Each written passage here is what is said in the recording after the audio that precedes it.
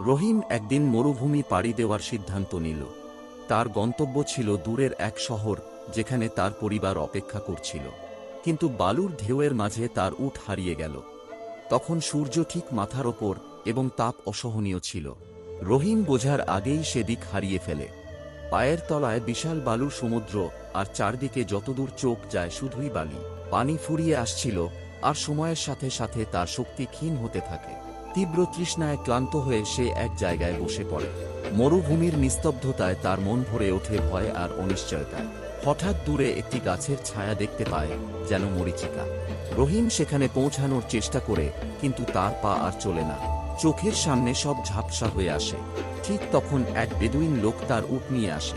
রহিমকে দেখে লোকটি তার হাত বাড়িয়ে দেয়।